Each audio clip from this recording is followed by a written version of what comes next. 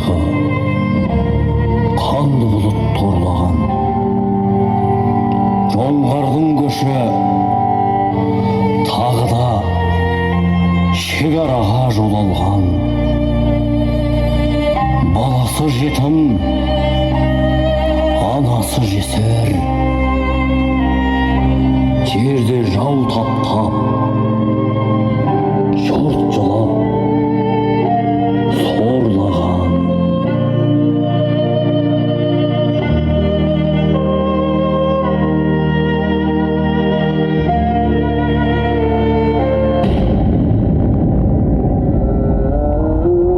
Ердің басы бір кетсе, елмен бірге кетпек. Жоңғардың табаны тиген сайын туған топырақ у болады. Туған елдің намысы жанымнан артық. Атамекенге ант етем, Қарақұл бұл жолы шегінбейді.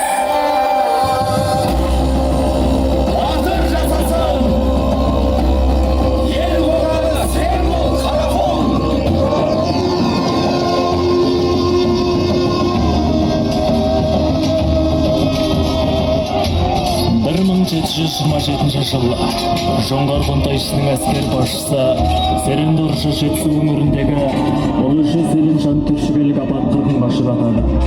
Суық хабарды естіген Қарақұл батыр мың жарымдай сарбазын бастап алтын емелде соғыс жүргізіп жатқан бөлек батырдың тобына келіп қосылады.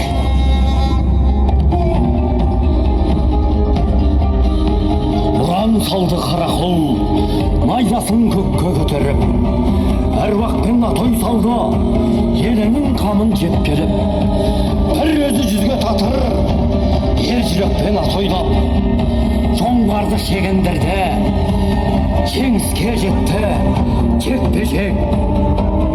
Батырдың жүрегінде мейір үміт, тағдырды жеңетін сеніммен жүріп, ұрыста тапқанын елге аманат қылып, ұрпаққа қалдырды ұлы бір үміт.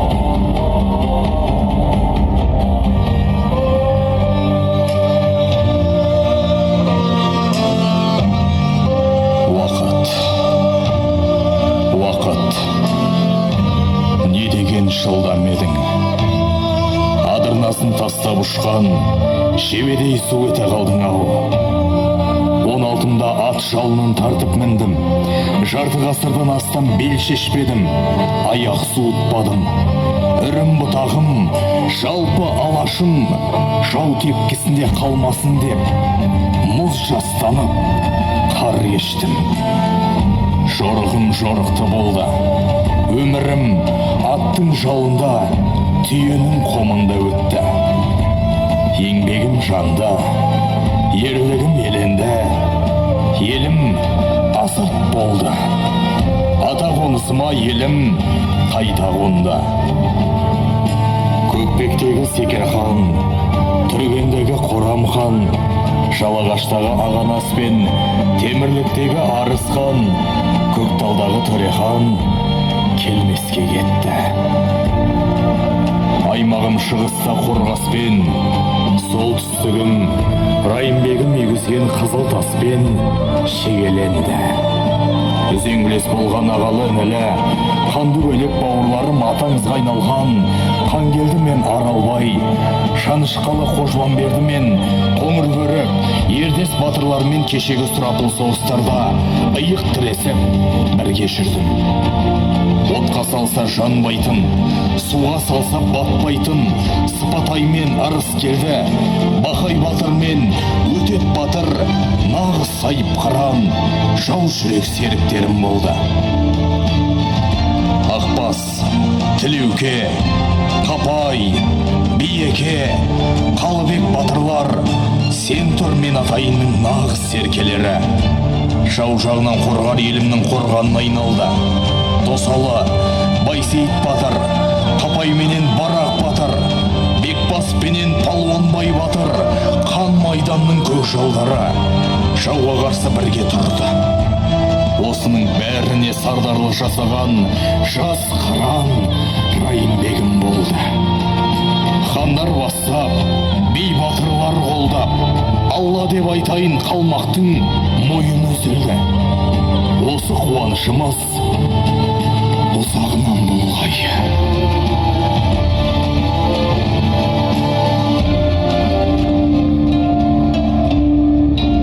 Батыр, өзіңнің беделің, ерлігіңнің өлшемі. Албанның игі жақсылары жиналған үлкен жиында Райымбек батырдың берген бағасы емес пе? Ерлік пен елдікті таразылаған жиын болды ғой. Қанмен емес, намыспен жеңіске жеттік. Ел үшін құрбан болу мәңгілік өмір. Ассалаумағалейкум батыр ата. Сіздің асының жайлауында өткен Албанның үлкен жиыннан келгеніңізді естіп, алыс жақыннан бір қауым ел келіп, аттан түсіп жатыр. Бәрекелді. Елім дейтін ер болмаса, ерім дейтін ел қайдан болсын? Ел жұртымнан айналайын.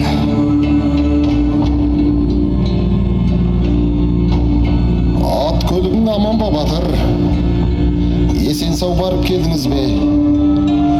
Жолыңызға қарап едім деуледік. Келіпті деген хабар келгесін. Әр келместен осында аттанда айналайын. Жақсы хабар жатушым еді тәйір. Қарақұл батыр Албан қолының қолбасшысы Райымбек батырдың туын ұстаушысы болыпты деген жағымды дақпырт естігенде бүркімізді аспанға құлаштай атып қуандық. Не әңгіме екенін өз аузынан естісек деп келген жайымыз бар. Я батыр, өз аузыңнан естиін. Мына қалың жұртыңның игі жақсыларына жақсыл хабарыңызды баян еткей батыр. Уа көпшілік, қалың жұрт, ақ пейілің мен ықыласыңа құлдық. Албанның ұлы жайлауының бірі, Ассыда Албанның жақсылары мен көсемдері, билері мен батырлары бас қосқан үлкен мәжіліс өтті. Түргеннен айғай тасқа, бар кернеуден кетпен тауға дейін жатқан елдің жайы, қонысы, көші, жай-жайлауы, өрісі, қыстауы сөз болды.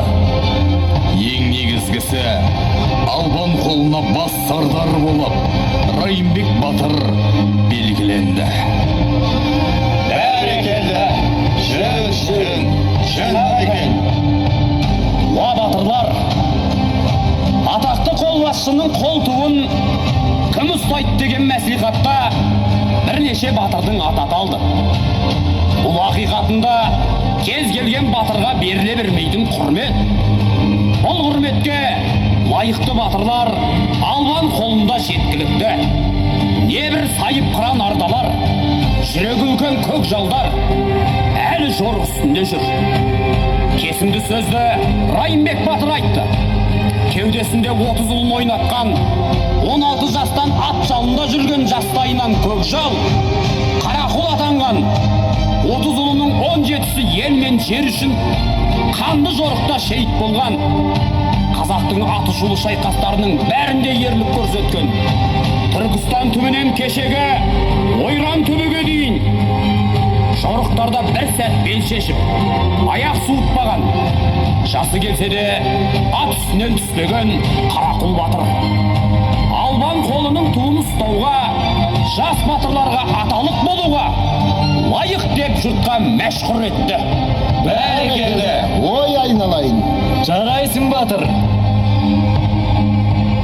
Бұл маған артылған үлкен сенім.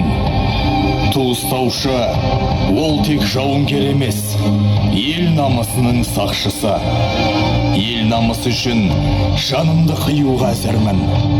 Қасиетті ту жығылмайды деп Албанның игі жақсыларына ант беріп келген жайым бар ағайын. Ата билер мен батырлардан тура тартқан ешкім болмады. Пейілі ашық, ынтымағы жарасқан ел жұртымның осы көрсеткен ықылас ниетіне бас ерден басқа айтарым жоқ. Олдан айырылдым, бірақ намыстан айырылмадым. Туған жердің бір уығы үшін тағы 1000 шейіт болса төзімім бар. Бұл жеңіс менікі емес, елдікі.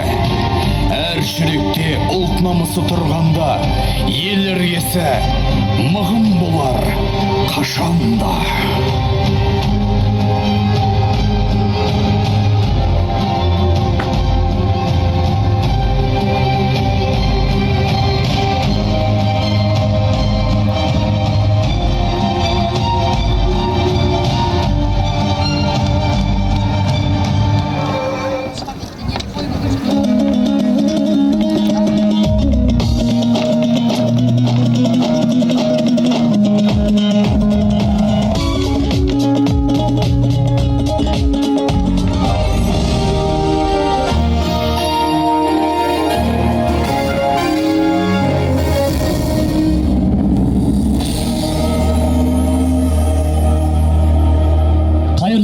Қадірменді қонақтар, армысыздар ардақты ағайын.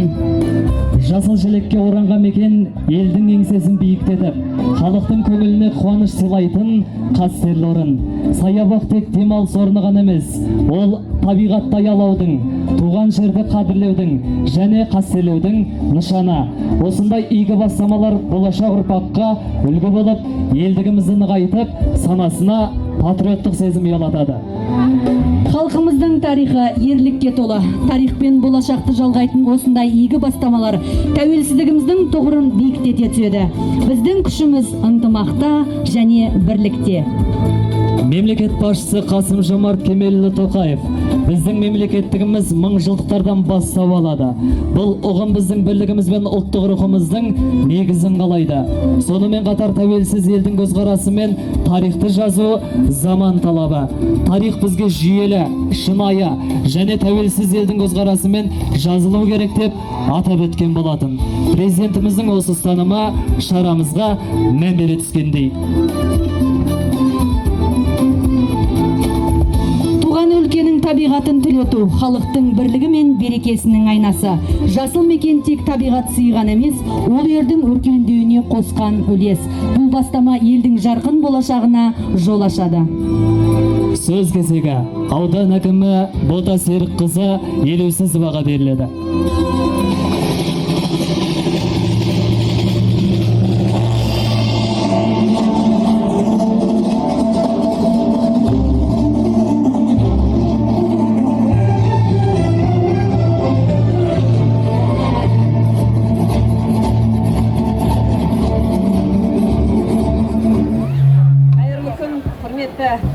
Аудан тұрғындары, қадірменді қонақтар.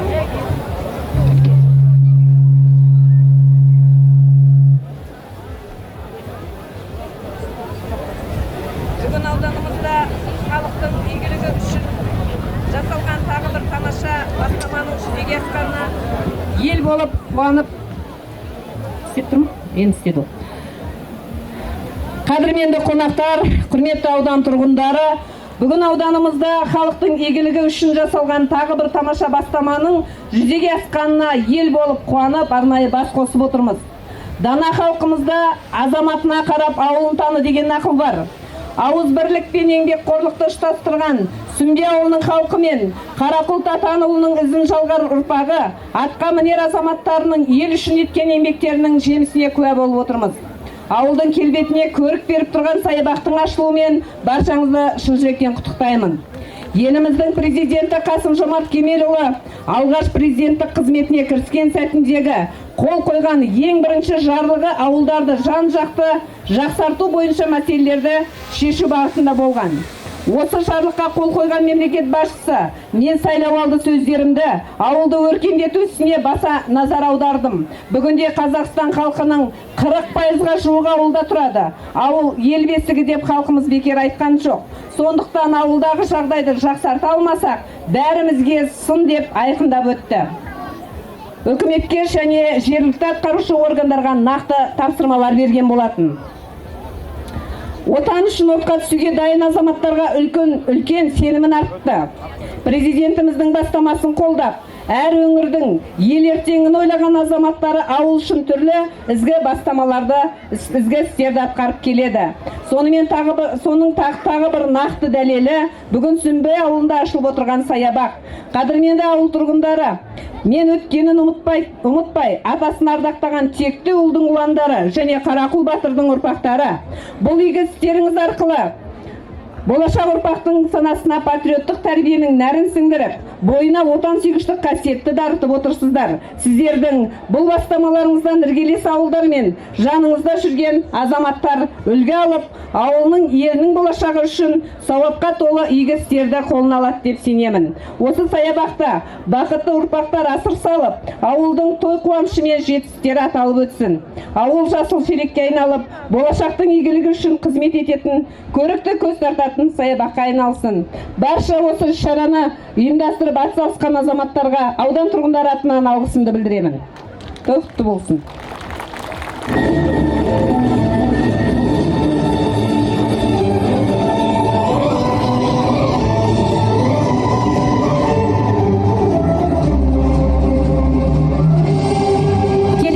кезегі ақын, драматург, қоғам және мемлекет қайраткері Нұрлан Оразалинге беріледі.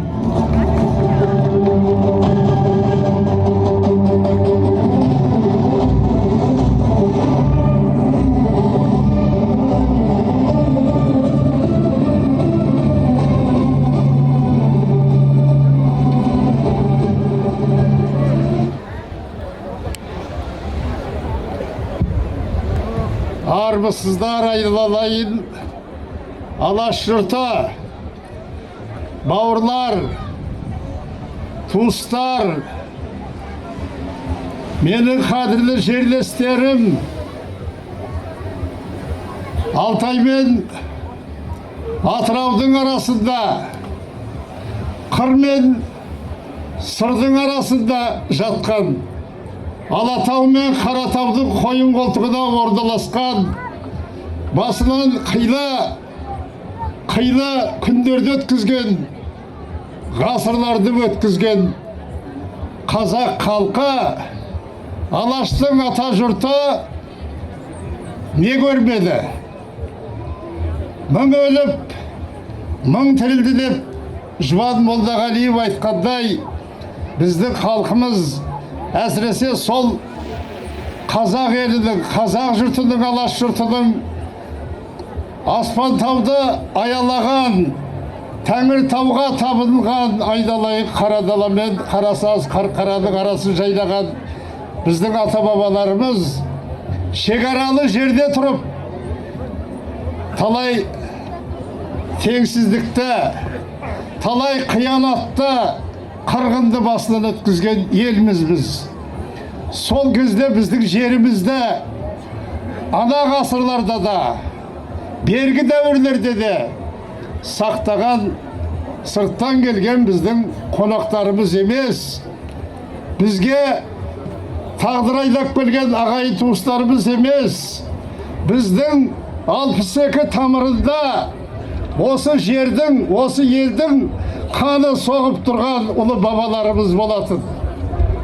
Басын шәйіттікке байлап, баласын оққа байлап, кеудесін оққа тасып жүріп, сол кісілер, сол ұлы бабаларымыз міне қазіргі қазақ елінің, қазақ мемлекетінің ұлы байтағы болып отырған ұлы даланы, сол ұлы даланың үлкен бір қасиетті бөлігі, бөлшегі деп айтқым келмейді. Байтақ Жетісудың жері, айналайын Аспантаудың аймағы, Тәңіртаудың бөктері, мына біз бүгін той өткізіп отырған ұлы қара даланың жері болатын.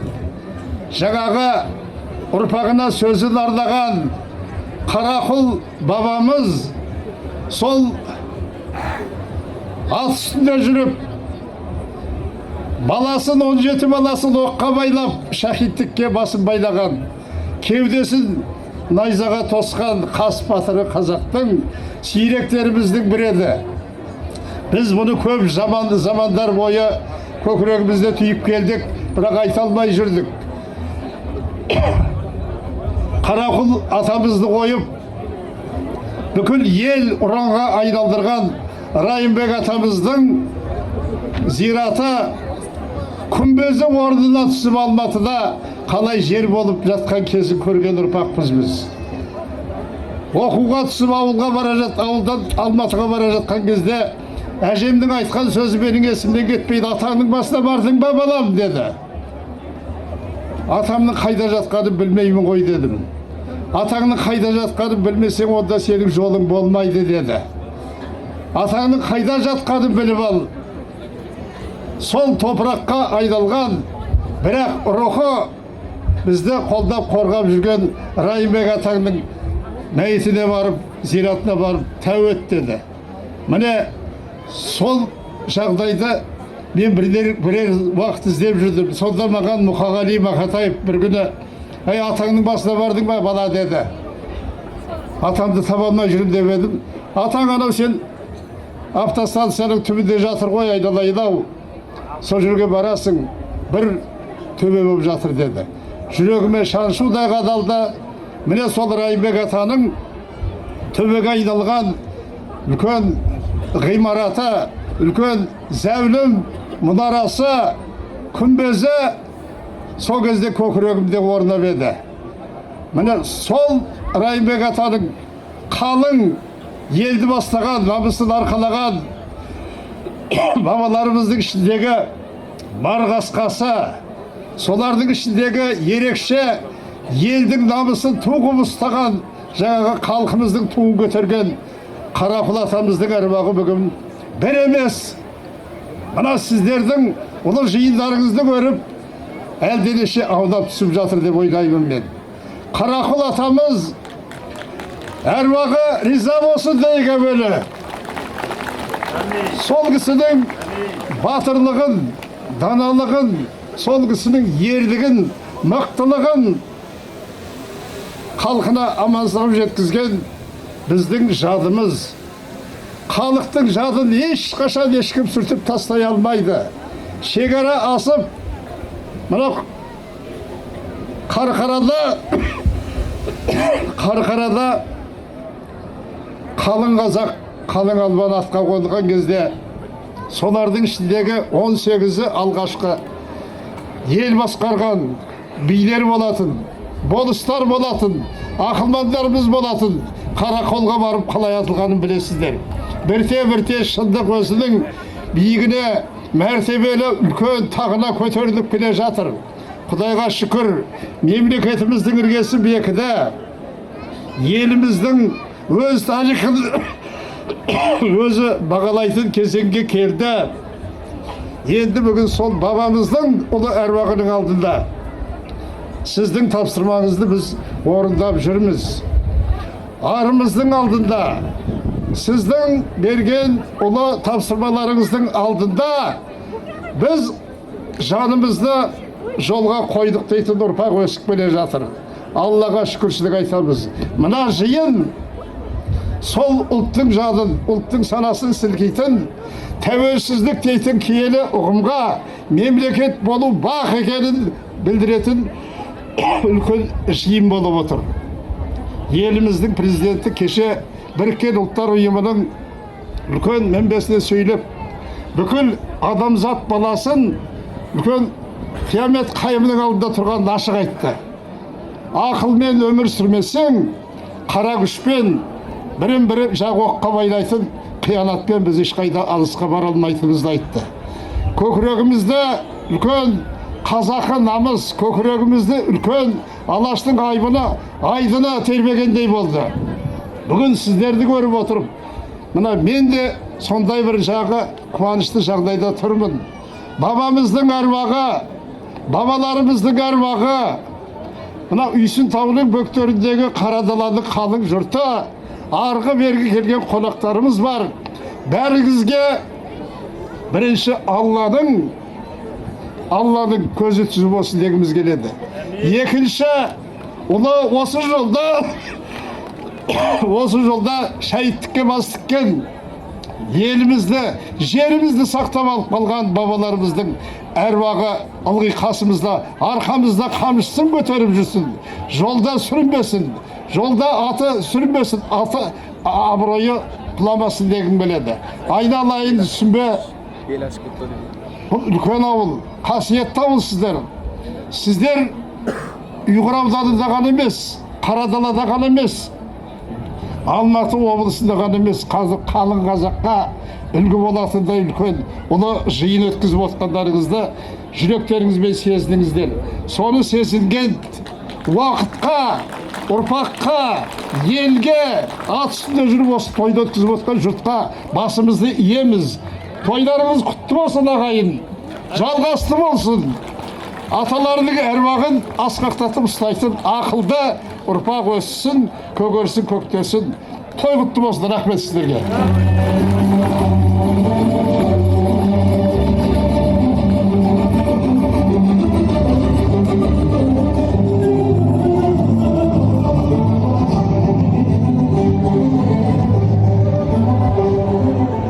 Келесі сөз кезегі Қазақстан Республикасының еңбек сіңірген қайраткері, Қазақ медицина ғылымының академигі, медицина ғылымының докторы Рысмендиев Армен Жақсыбекұлына беріледі.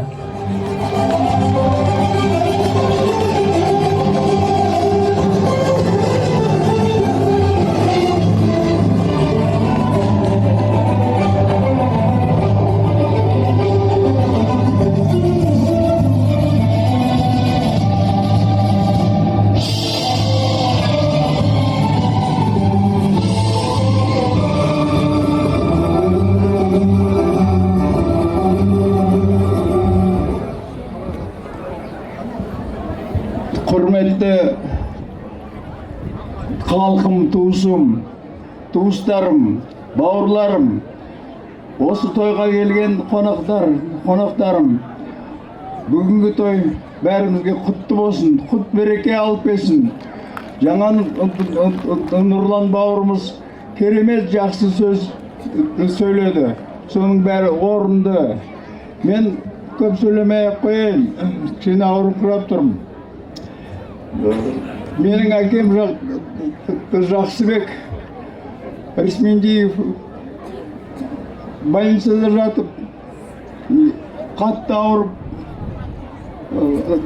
ауырып реанимацияда жатқанда жолдасы Инақын дейтін үлкен ақсақал келіп бұлай деп еді: «Жәке, сен о дүниеге кетіп бара жатсың, не айтасың?» деп айтып еді. Сонда біресі келіп, біресі қайтадан кеткенде сонда бірлік болсын деп көзін жұмып еді. Сондықтан мен осы халыққа тілейтінім: бірлік болсын, аманшылық болсын. Біздің президентіміздің көп алғысы, соның бәрі орындалсын. Аман болайық, бауырларым, жақсы.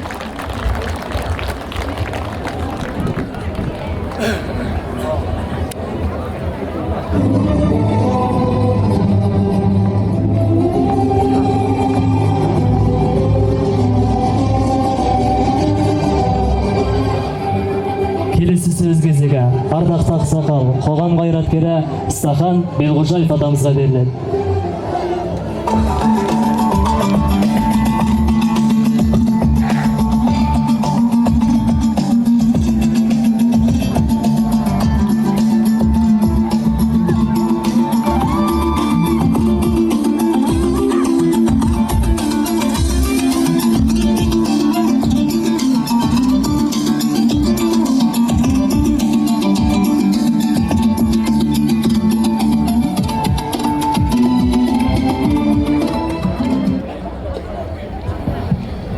Ардақты албан елі, мына дейін барлығымызды көтеріп кетті, духымызды көтерді. Шын мәнінде барлықтарыңызда түсініп отырсыңыздар. Осы өмірге келгеніміз мына да ардақты, қасиетті батырларымыздың арқасы. Әлмеректен тартып Райымбектен тартып мына кісілер мінекей. Сондықтан мінекей, мен де азақ сөйлейтін адаммын. Барлықтарыңызға Құдай жақсылық берсін. Қарақұл батырдың ұрпағына Құдай жақсылық берсін. Елімізге Құдай жақсылық берсін. Барлықтарыңызға Құдай жақсылық берсін. Мына Сүмбе құдіретті жер. Сол Сүмбенің еліне Құдай жамандығын бермесін еш уақытта. Бастықтарыңа, барлықтарыңызға бақыт тілеймін. Мына айналайын, мына қазір біздің алтын қызымыз міне бота басқарып отырған ауданымызға Құдай жақсылық берсін. Қазақстанның еліне жақсылық берсін. Құдай елді қолдасын. Осы әруақтар қолдасын батырлардың. Рахмет.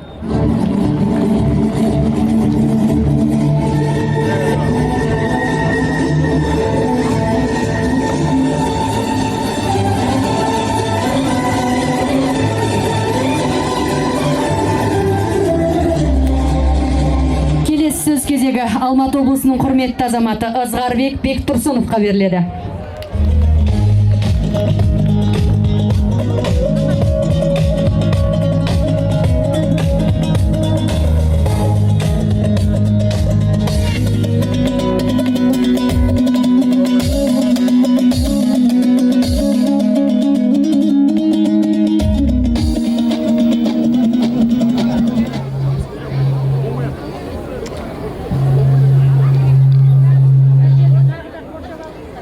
Аса құрметті халайық, құрметті жерлестер, бүгін мынау Қарадалы өңірінде соңғы бір 30 жылда болмаған үлкен жиын болып тұр.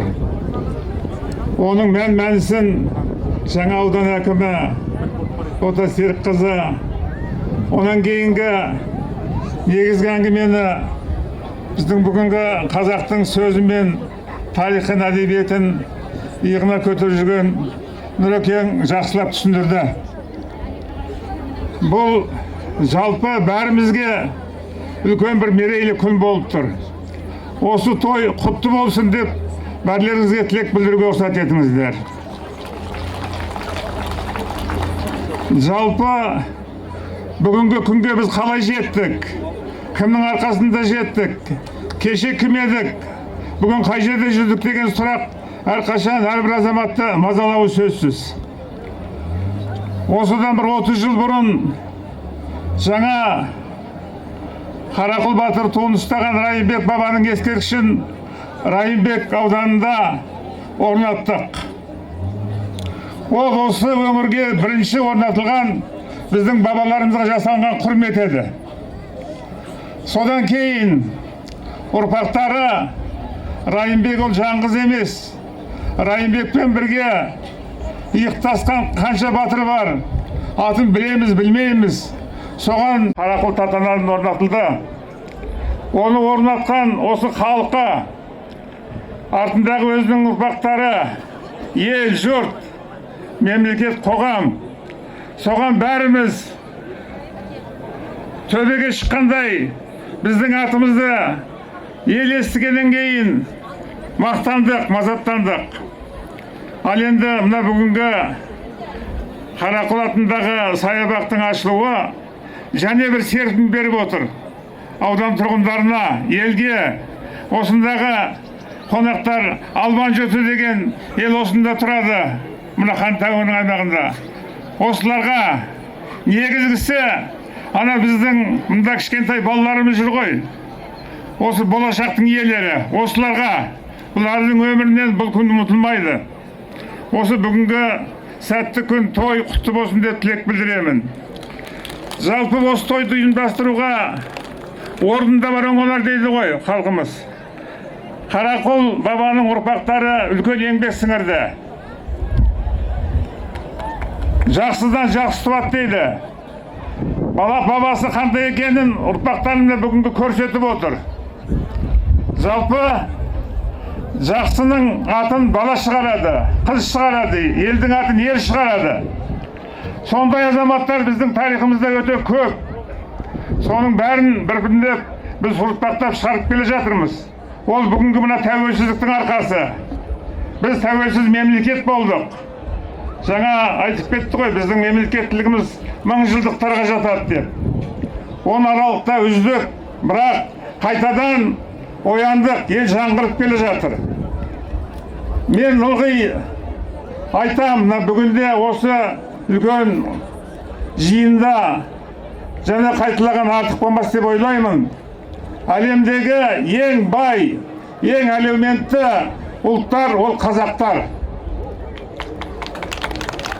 Себебі дүниенің мына мемлекеттердің арасында 200-дей мемлекет бар. Біздің Қазақстан территориясы 9-шы орында иеленеді. 9-шы орында. Соны әрбір қазаққа бөлсек, жері бар, оның асты үсті байлығы бар, ауасы бар, суы бар, тауы бар. Ондай байлық ешкімде жоқ. Осы байлыққа ие болып отырған бүгінгі ұрпақ кешегі өткен ана Қарақұл бабаның, Райымбек бабаның, Әлмерек бабаның, Жарты бабаның, басқа да бүгін атауға болатын бабалардың ұрпақтары осында сіздер. Осы байлыққа, осы жерге ие болатын ел аман болсын, жұрт аман болсын. Біздің рухымызды басқалармен салыстыруға болмайды. Бөлек. Соның барлығын сақтап келе жатқан бүгінгі біздің осы бабалардың құдіреті. Мынандай саябақ жаңа аудан әкім айтты, тілектеспіз. Бұл енді барлық ауылда арқара етек алатын ешқандай күмән жоқ. Біз жұмысқа кірісуіміз қиындау халықпыз. Көп нәрсеге кірісу үшін ойланамыз, толғанамыз. Оның кейін біреу сұраса, біз ананы істеп жатырмыз, мынаны істеп жатырмыз деп көп айтамыз. Көп жатық боламыз. Ал енді бір істегеннен кейін, оны аяғына дейін осындай абыроймен шығарамыз. Мына абырой атақ тек қана Сүмбе халқының, Сүмбенің тұрғындарының, немесе Қарақұлдың ұрпақтарының ғана атақ абырой емес, бұл біздің қазақтың, ұлтымыздың абырой атағы. Мұндай жиынға шақырса кейбіреулер келмейді. Ал біздің қазақ осы тойды естігеннен кейін, ана біреу Астанадан, біреу Атыраудан, біреу Қызылордадан, осы бабаларының жатқан жеріне, еліне, рухына, туған жеріне келіп отыр.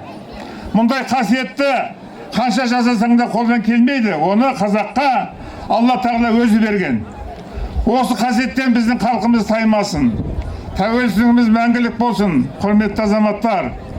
Мына ауылдыға ие болатын халық, сол жерде жатқан ата-бабалардың бізге беріп кеткен аманаты. Осы ауылға біз ие болуға тиістіміз, міндеттіміз. Мына жердің иесі бәріміз тастап кетсек, ертең жерге кім ие болады? Кім ана байлыққа ие болады? Осындай намыс біздің бәрімізде болу керек. Ана кішкентай кезден осы балалардың барлығын соны құлағына сыбырласақ, олар бізден ақыл сұрамайды, қағаның өзін жасайды. Соған ие болатын ұрпақ аман болсын.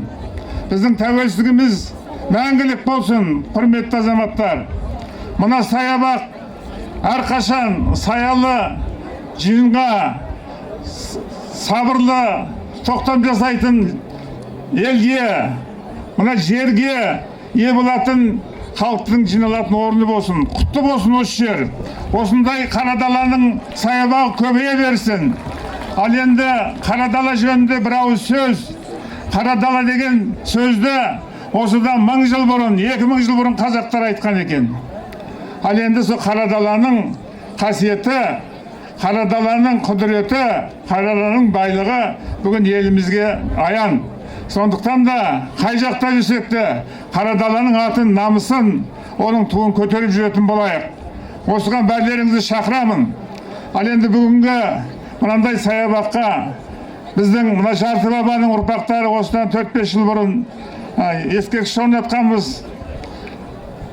Ол ескерткішті орнатудың қаншалық маңызды екенін, қаншалық міндетінің зор екенін біз жақсы білеміз. Сондай міндетті орындаған Сүмбе халқының, Қарақұл бабамыздың ұрпақтарының барлығына рахметімізді, ризашылығымызды білдіре отырып, Жарты бабаның атынан бір ат мінгізуге рұқсат етіңіздер.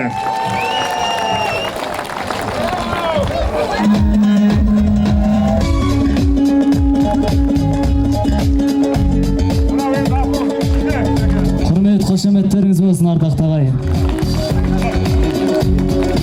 Той құтты болсын. болсын, құрметті азамат.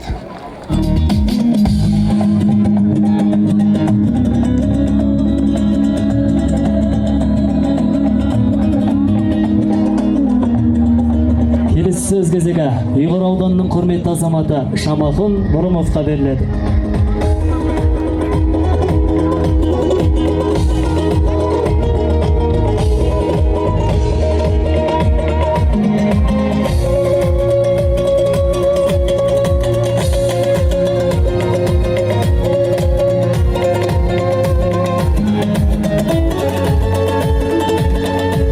Шамахун Нұрымов ағамыз бар ма екен?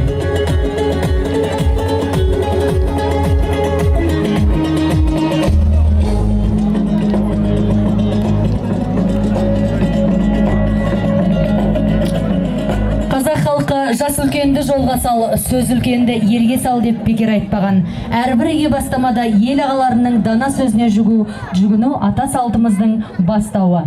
Келесі сөз кезегі Қарақұл Батыр атындағы қоғамдық қордың төрағасы Жанболат Қайыңбаевқа беріледі.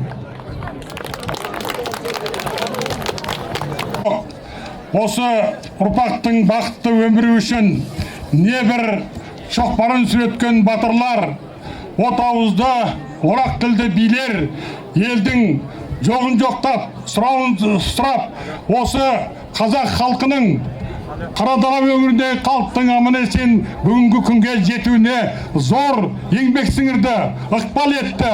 Тек қана күш-жігерін ғана емес, өмірлерін берді. Сондай ірі тұлғалардың бірі, сондай батырлардың бірі Әлмерек Батырдан 24 жас кіші, Райымбек Батырдан 13 жас үлкен Қарақұл Татанұлы Батыр деген батыр болатын. Сол кісінің ерен еңбегінің арқасында бір соғыстың өзінде о кісінің 17 баласы бірден шейіт болған. Сонда да майыспаған. Алаштан аз болсам да аз болайын, ағайыннан аз болмайын деп өзінің қарабас үшін емес, болашақ ұрпақ үшін 9 әйел алып, бүгінде 3,5 мың түтіннің әкесі болып отырған, және ол 3,5 мың түтін осы Қазақстандағы қарақұлдардың ғана саны, ал басқа жақтағы қарақұлдардың санын білмеймін. Сол 3,5 мың түтіннің әкесі болып отырған, сол 3,5 мың түтінға, сонымен қатар солардың құда жекжаттары арқылы 10 мыңдаған, мүмкін 100 мыңдаған адамдарға жол сілтеп отырған, көшбасшы болып отырған, аруағына сеніп отырған адамдар бар. Сондай ел үшін зор еңбек сіңірген батырдың аты қағазға түспей, немесе тасқа қашалмай, бірте-бірте үлкендермен бірге тарих сахнасынан өшіп кетпесін деп, осыдан 30 жыл бұрын тәуелсіздіктің алғашқы жылдарының өзінде осы отырған көпшілігіміздің әкелеріміз атқа мінген. Солардың осы бұрын дәстүрде болмаса да, бұрын оны қолдамаса да, бірақ сол жұмыстардың негізінде Қарақұл Батыр жайлы алғашқы ескерткіш ұрпақтар сабақтастығы жылы 1999 жылы сол кездегі президент Назарбаевтың ұрпақ сабақтастығы деген программасы бойынша орнатылған еді. Одан кейін біраз уақыт тұрып болған ескерткішті кейінгі ұрпақтары мына ескерткішке келіп мал сүйкенбесін, жан-жағының ішін абаттандырайық, тағы да басқа батырдың еске қазақ тарихындағы лайықты орнын алып беруге қолымыздан келгенше еңбек істейін деп басымыз қосылып біраз еңбек істедік.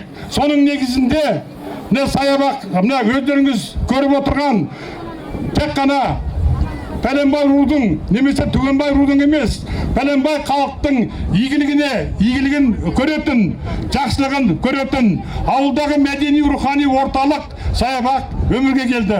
Саябақтарыңыз құтты болсын. Бұл саябақ Қарақұл ұрпақтарының туған жеріне, атамекеніне, кіші отанына сыйлаған сыйы. Осы жерде тұрмысқа шыққан үйленген балалар келіп суретке түссін, аталарына тәуіп етсін, аталарынан медеу сұрасын. осындай бір мәдени орын болсын, үлкен адамдар келіп сол жерде отырып қазақтың өткені мен кеткені, бүгінгі жағдайы, ұрпақ тәрбиесі бойынша әңгіме айтсын. Жастар келіп білім жөнінде, ғылым жөнінде әңгіме айтсын деген оймен осы саябақты сіздерге сыйлап отырмыз. Саябақтарыңыз құтты болсын, жақсылық болсын ағайын.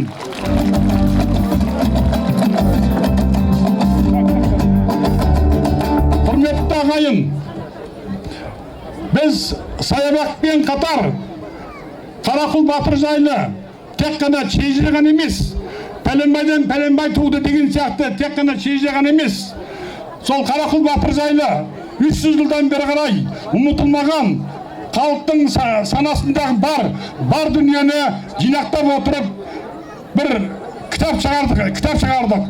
Сол кітаптың тұсаукесерін әзір кессек деген ойымыз бар.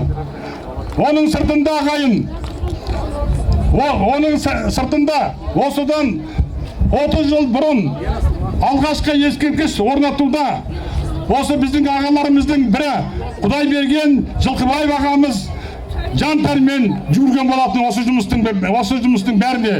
Сол кезде әзіргідей емес, заман бұдан да күрделеді, бірақ оған аянбай сол кісі зор осы алғашқы ескерткіштің өмірге келуіне зор еңбек сіңірген.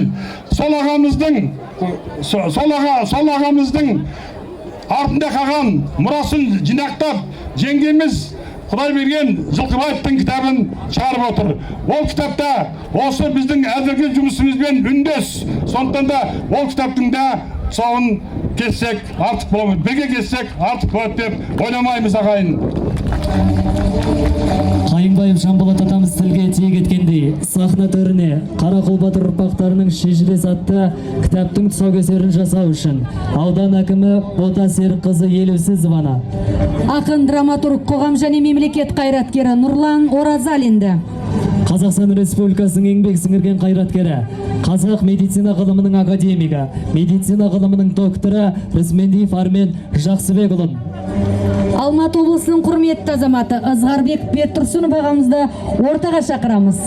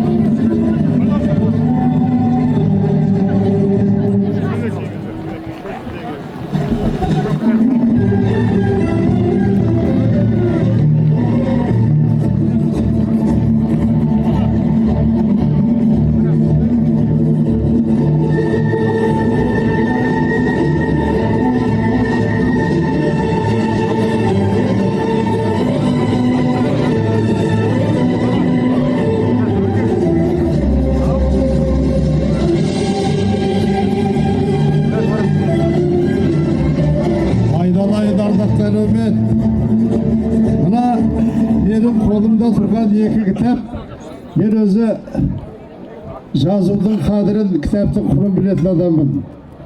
Оны бірінші жазу қиямет. Шындықтан аспау керек, өтірікке баспау керек. Ақиқаттың қылыс сорасының жүзінде отырып жазылады, жазу кітап деген дүние. Міне менің қолымдағы екі кітапты да мен сол алдарыңызда тұсауын кесіп тұрып, жазу дейтін құдіретті әлемге қатысы бар адам ретінде үлкен дүние жасатқан біздің Қарақұл атамыздың қорының басшысы мына Жанболат бастаған жігіттерге ерекше ықыласымды білдіргім келеді. Айналайын Жанболат, ат үстінде жүріп, қызметің бар, ғылымың бар. Сен ерінбей жалықпай осы кешегі ағаларыңнан қалған жолды әдемі жалғадың, інілерге тапсырып отырсың. Ал енді бір жақсы адамның жақсылығын айту керек. Біздің ауданымызға жалпы қазақ елінің тарихында сирек болатын бір жаңалық болды осы. 2 жылдың жүзі болды.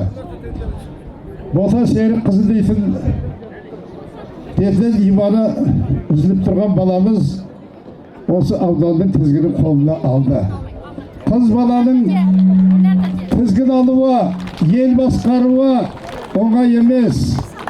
Қыздың намысын, елдің намысы деп бағалап көмектесуіміз керек. Бота келгені үлкен болған 2-3 шаруаны мен айтқым келеді. Біріншісі Әлмерек атамыздың Қазақстанда болмаған талай жерді көріп жүрмін мен. Талай елде болып жүрмін. Құдіретті үлкен Әлмерек атамыздың ескерткіші орнады. Бұл жақсылықтың нышаны. Кешегі ұлы дәуірге, ұлы заманға көрсетілген ең дәйекті, ең мықты тағзым осы Бота қызымыздың кезінде басталды. Екінші, Алланың өзінің көзі түзу екен. Қарадаланың атын шығарған үнсіз ғасырлар бойы бәрін бауырына басып жатқан бабаларымыздың рухы Қарадаланың алтын әшекейлері болып өмірге келді.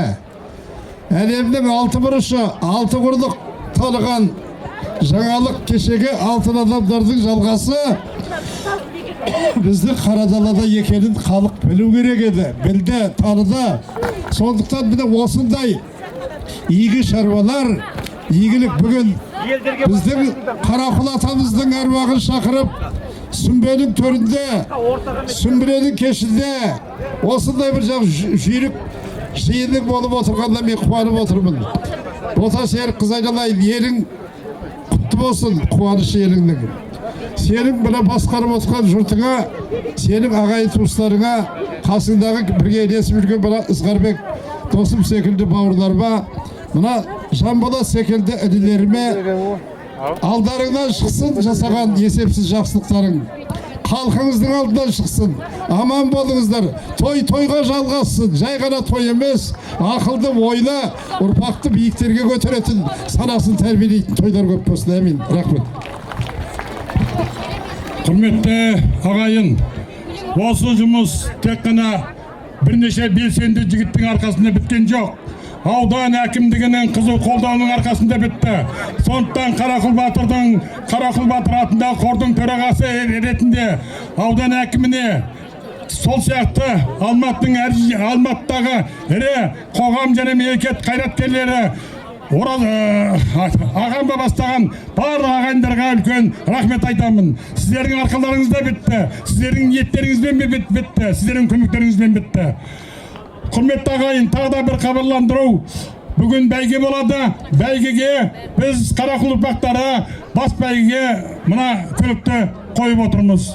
Бәйге әділ болсын, шынайы адам жеңіп алсын. Енді осы жұмысты бастаған азаматтардың бірі, бүгінгі Қарақұлдың ақсақалдарының бірі Сәрсенхан аға кішкене тұмыратып қалып әзір келді. Бұл кісі біраз сөз айтпаса болмайды. Ағайындар, сәл шыдаңыздар. Ассалаумағалейкум, ел жұртым, амансыздар ма?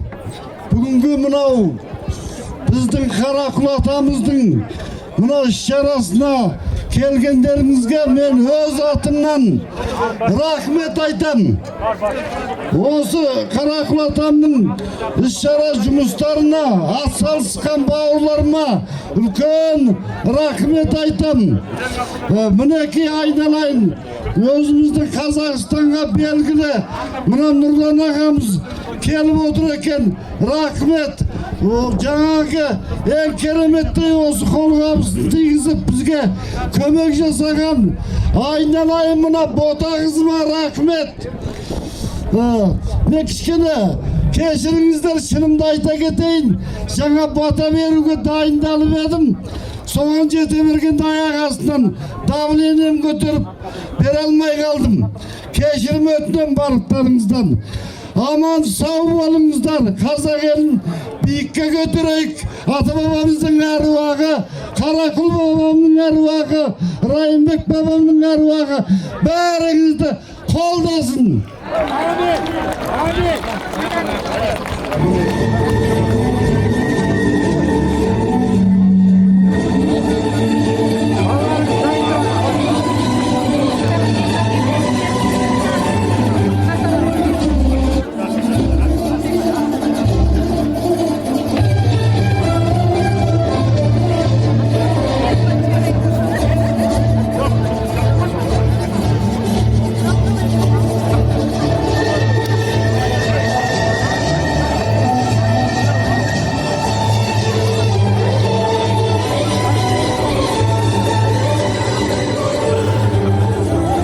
Тарихқа тағзым, бүгінгі күнге тағлым, болашаққа аманат.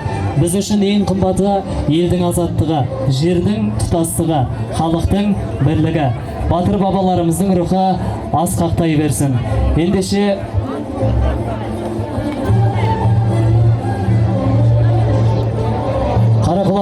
Қарақұл Батыр атындағы қоғамдық қордың төрағасы Қайыңбай Жанболат атамызға барша Қарақұл елінің иығына шапан, астына ат мінгізуге рұқсат етіңіздер.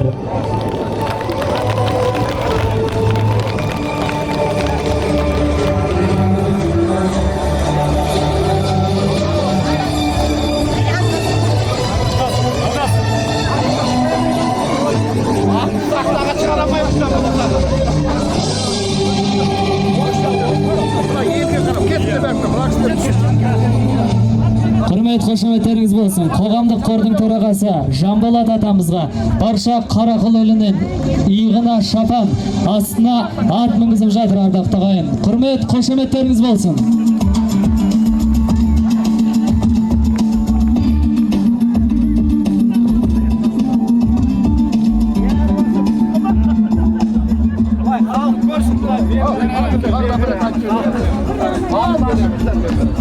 Құрмет қошеметтеріңіз.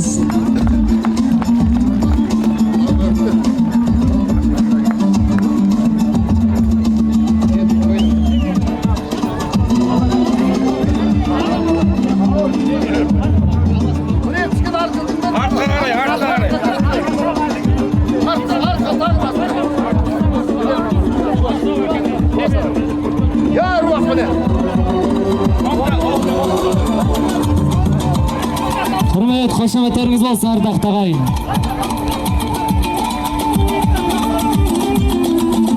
Құрметті көпшілік, ата-анасын жоғалтып алыпты. Сабыржан деген кішкентай бала сахнаның жанында, келіп алып кетіңіздер. Сабыржан атты кішкентай баланың ата-анасы сахнадан келіп балаларыңызды алып кетіңіздер. Гүлсім апа.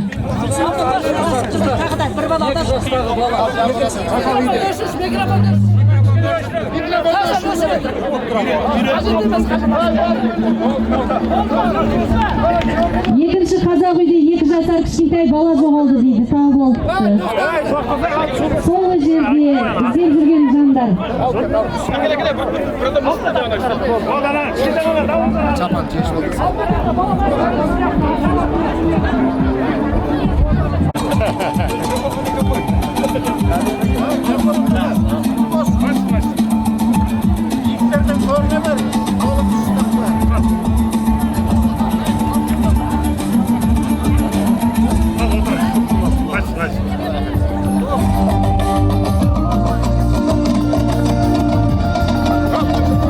Құрметті көпшілік, Қарақұл татануына арналған саябақтың салтанатты шарасының концерттік бағдарламасын қабыл алыңыздар.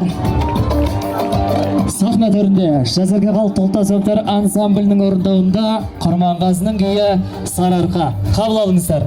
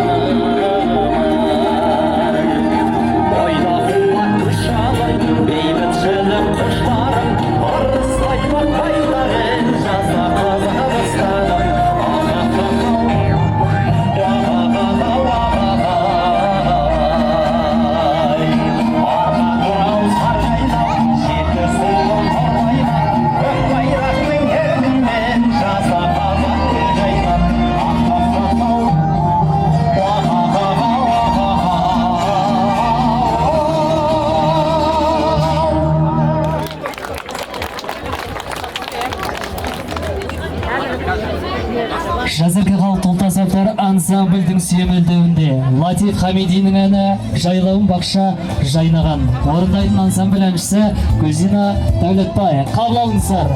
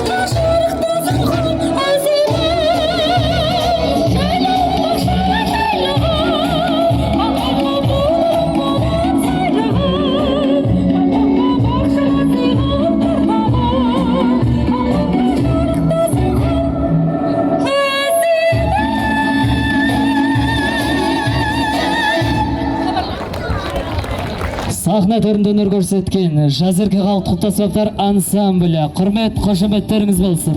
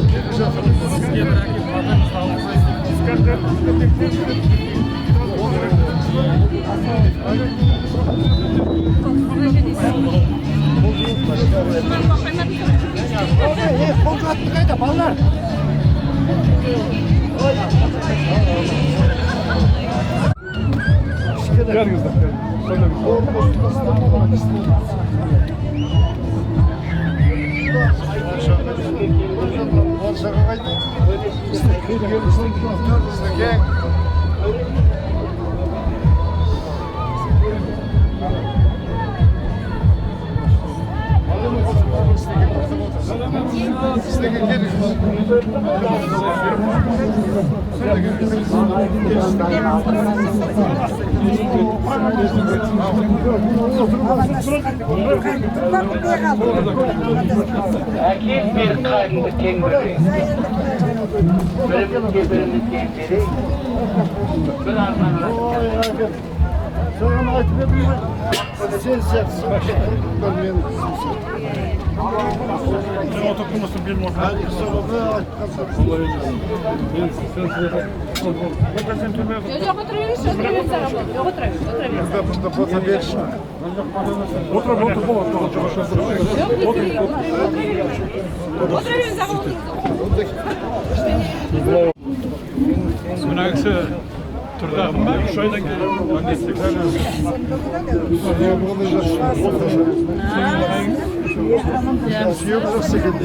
Bizdeki bu audandaki. Bizden al. Bizden gelip bir ağaçı 15 temiri saklağımda şöyle durmayız. Otur. 15 oldu ben. Osman şarılarga paylanacağım.